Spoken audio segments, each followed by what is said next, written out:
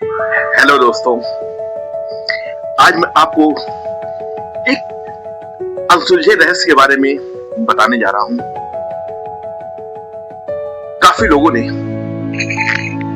इस अनसुलझे रहस्य को सुलझाने की कोशिश की, बहुत ज्यादा ट्राई किया, कई तरीकों से कोशिश की, लेकिन अभी तक कोई भी सफल नहीं हो पाया। कारण आज तक ये जो रहस्य है अभी भी एक अनसुलझा रहस्य है। तो ये कहानी है विंध्याचल पर्वत। आप लोगों ने सुना होगा विंध्याचल पर्वत के बारे में। ये मिर्जापुर से आगे मध्य प्रदेश में स्थित, थोड़ा पार्ट इसका मध्य प्रदेश पर, थोड़ा सा पार्ट यूपी में है। तो विंध्याचल पर्वत में जो टॉप फ्लोर है वहां पे एक मंदिर है, शारदा माता का।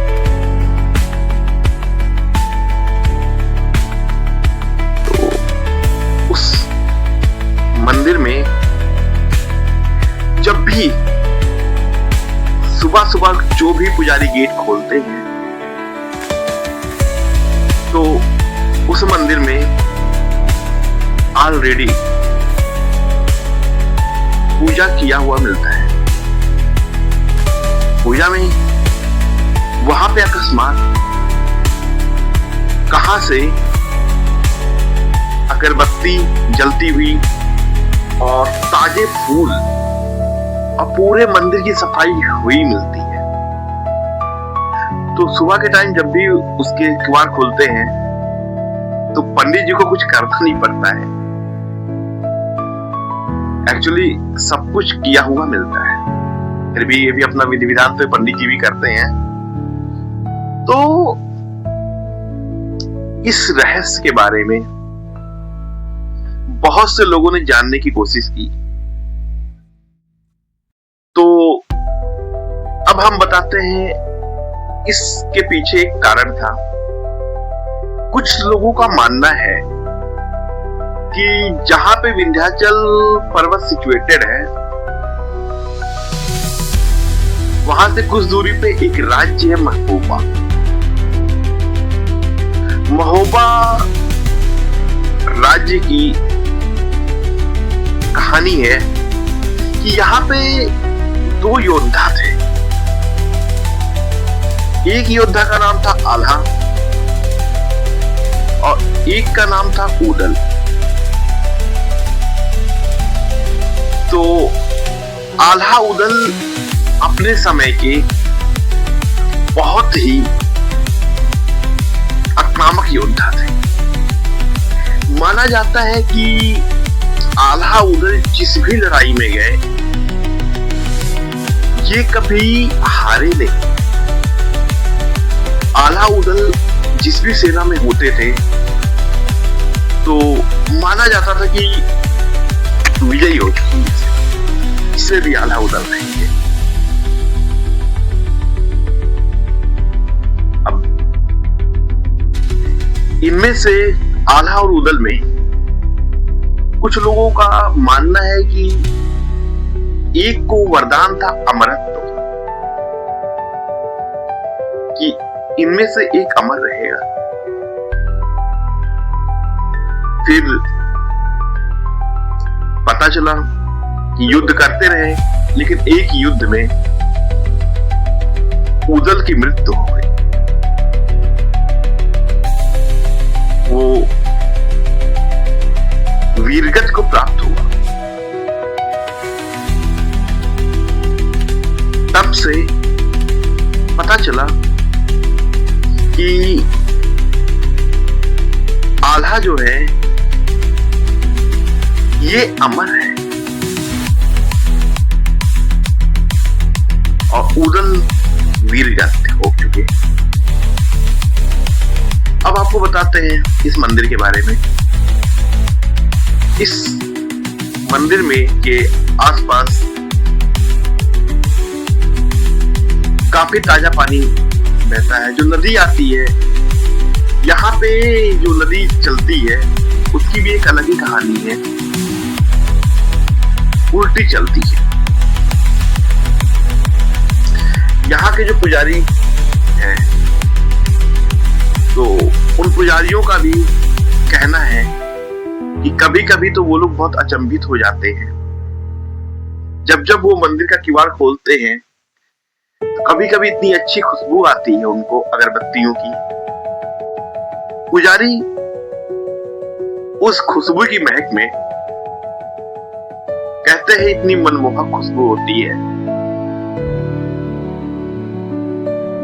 कि वो डूब जाते हैं। कहते हैं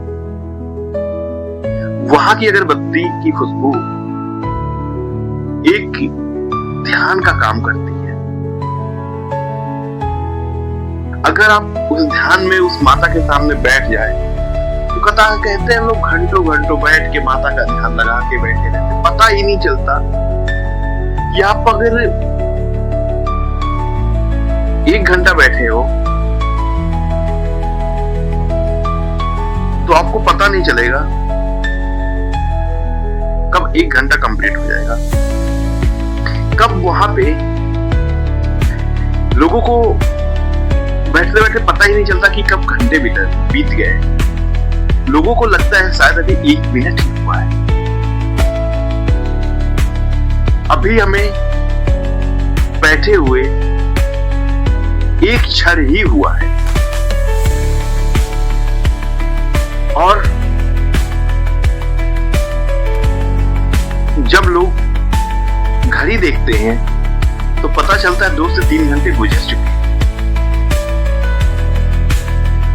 अब वहां पर माता की ऐसी अनुकंपा है कि वहां पे समय का पता ही नहीं चलता है कि कब इतना समय हो गया। काफी लोग तो वहां पे जिसका ध्यान नहीं लेता वो यही करने आते, ध्यान लगाने आते हैं। काफी पुजारी आते हैं कि चलो आज माता के चरणों में चलते हैं, ध्यान करके चलेंगे। वो सुबह आते कब शाम हो जाती है वो उनको ये नहीं पता चलता। उनको लगता है कि शायद 2 से 3 मिनट गुजरे हैं, पता चलता है कि सुबह 8 बजे से शाम के 6 बज चुके हैं। बड़ी ही पावन मेला रहती है। अब इस मंदिर के लिए दोस्तों लड़ाई भी हुई। इस मंदिर के लिए लड़ाई पुजारियों में नहीं हुई, लेकिन माना जाता है कि इस मंदिर में कई खजाने हैं, उसको लूटने के लिए कुछ लोगों ने आक्रमण करके लूटने की कोशिश की, लेकिन आज तक कभी किसी को सफलता नहीं मिली। अब इस मंदिर के बारे में जब भी लोगों ने सुना तो कई वैज्ञानिकों ने और कई लोगों ने कोशिश की कि इस मंदिर में कौन पूजा करता है, इसका रहस्य जानने की। तो उसके लिए बताते हैं कि लोग जो भी रात में आके रुकते हैं तो सुबह जब किवाड़ मंदिर का खोला जाता है तो पता चलता है कि अगर वो लिखने पढ़ने वाला व्यक्ति है तो सुबह वो दिमाग से पागल हो जाता है, उसको कुछ समझ में नहीं आता है। वो बस जहां पे बैठा है कि वो बैठ के देखता ही रहता एक तरह। कई बार कई लोग और भी आए, चलो हम ट्राई करते हैं, तो पता चला कि उनके हाथ ही बेकार हो गए, जिंदगी भर ऐसे ही बने रहे, कोई पागल हो गया। बट कोई ये नहीं जान पाया कि आखिरकार इस मंदिर में सुबह सुबह कौन पूजा करके चला जाता है, ये ऐसा क्यों हुआ।